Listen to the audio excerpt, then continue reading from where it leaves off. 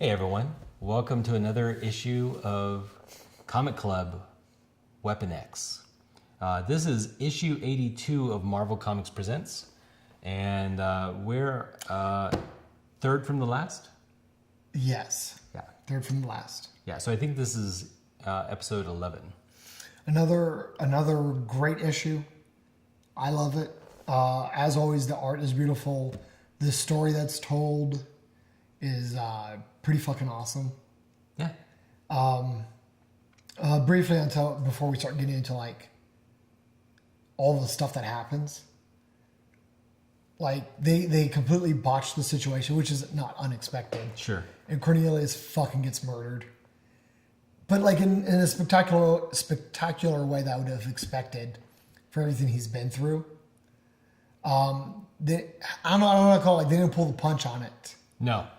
And then They didn't really drag it out. Like, nothing unexpected happens because the professor and Hines runs away, and the professor is the dirtbag you expect him to be, and throws her into a pit. I guess something's gonna like blow up from above because we already see like the reactors are burning down, and he throws her in a pit. One armed, I don't know how he did it. He throws her in a pit. And he's like, "Oh, well, I need you to be bait, so keep screaming." And it's like, "Oh, you're a terrible, horrible person, Professor. I still can't wait for you to get stabbed in the face." they managed to slip in a little bit of I don't know, irony too, because first Cornelius is dead, and Cornelius is, I think, only dead because the professor makes him accidentally shoot Wolverine, and Wolverine had paused. No, I like that. I do get the impression, and it's just, God, I really want the professor dead. Everything that's happening is probably 100% because the professor just won't die. Yeah. Like if the guards could have just like opened the door, walked in, like said, "Fuck, I'm drinking my coffee. I ain't dealing with this today." Yep. But there is a guard that's fucking alive right now because that's what he did. Sure. If Cornelius and Hines were like, "Fuck, bro, you're stuck." You're on your own. Yeah, he would have murdered the shit out of the professor and kept on going. Yeah. It just, there doesn't seem to be much indication of Wolverine just wanting to kill people. He's still conscious. And I mean, I don't know if it's done with purpose or Yeah. out of the need to keep the stories slim because there's so few pages to work with. Well, no, but like it's true. Like when you have that limitation, Yeah. you know, you got to work through it. Sure. And I don't know if that's what's going on, but like but there hasn't been one panel, not one, of him hunting somebody down. No. It's all about him trying to make a beeline to the professor, Yep. and inevitably there are guys in the way. So he doesn't hesitate to murder the things in his way, but he's not like worthlessly killing people and hunting people down to maim and ruin them. It's just because they happen to be in the way of him getting to the professor. Yep. And Or they attack him. And it's kind of an interesting, but that's them being in the way. Yeah. Yeah. And I think that's an interesting detail that I don't know I picked up on at the first time around. It kind of really makes me wonder, like, what would have happened if they offered up the professor? Yeah. Would it just be over? I sort of think I think it would be, because ultimately I think they really want to make certain that you kind of understand, or you get the feeling that Wolverine's a hero. He, whatever he is, he's an animal, he's a murderer, he's still a hero. He's resisting some really terrible people. Yeah. But, I mean, well, the hero wouldn't necessarily hunt down the professor and murder him. And there's still the implication he's probably under control of somebody else. Yeah. So what was that somebody else's motives? There's a lot of unknowns going on here. But it does feel like when you get through everything, you wouldn't say Wolverine's the bad guy. No. Yeah. Even after all of this, you still wouldn't say he's the bad guy. It's only happening because people are getting in his way. All he wants to do, or whoever's controlling him, like something's happening. The only thing that needs to happen is the professor needs to die. If he would just get out of his way, it would be okay. He's the monster, but like a lot of classic horror movies and horror stories, he's a tragic character who you want him to be the monster. Yeah, you want him to be the monster that he is, because the people that are treating doing stuff are worse than monsters. Yeah, that's a really like. I didn't even like appreciate that, but now that you say, it, I'm like, duh, of course. So after he kills, And even more to your point, because the way the professor treats Dr. Hines, like I've been saying it the entire time, but I want to see this monster, Logan, stop that monster because he's worse. and what I think is, what I think they did nicely is Hines is like, I'm with you, sir. Like, yes, she just saw Cornelius die. She doesn't really trust the professor, but she wants him to know. She wants him to kind of feel better. Like she's like, I'm with you. I'm going to help you. We're going to do this. And the professor's like, that's great because I'm going to need you to throw you down this pit. And yeah, if you could just scream, I'd appreciate that. I wish he had a cup of coffee. I wish he was like, yeah, that would just be great. If you could just scream a little bit more.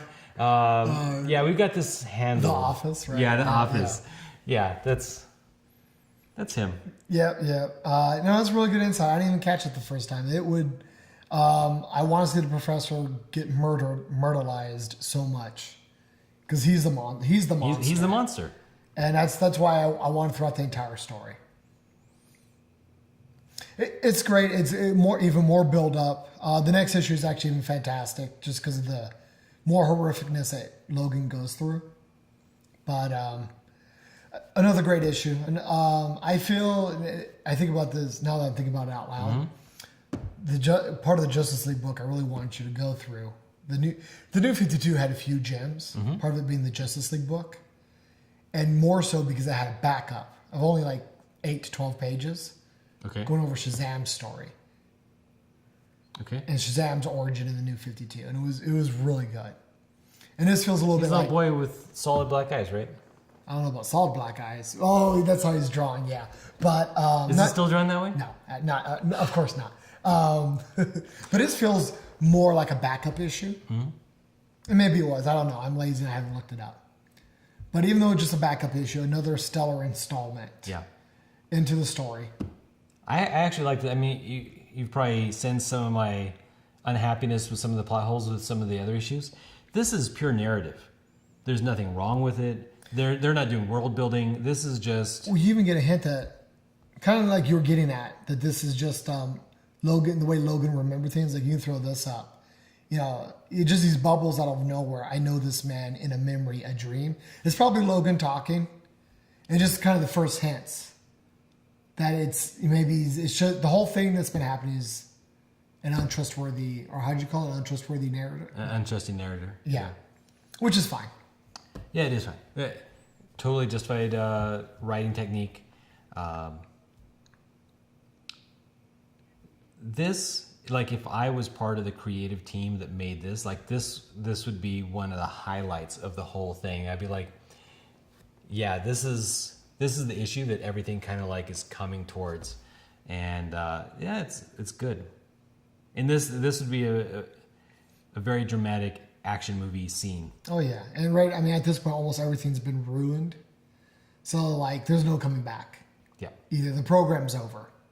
Yeah. Good job, mysterious guy in the shadows. This totally made sense. Realize you had the budget for your adamantium reactor just to be ruined. This is why government ashtrays cost, $2,000.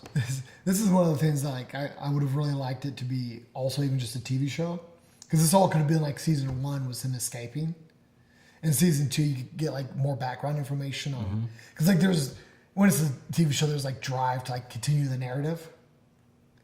We were talking about even in the last episode about like 300-page, 400-page novels. Like there's just more drive to get into more of the details. Because I could see season 2 like, this is all fine, but now I want to know who that mysterious guy was, what the motivations were, who the big bad really is. It just shows you that if Fox were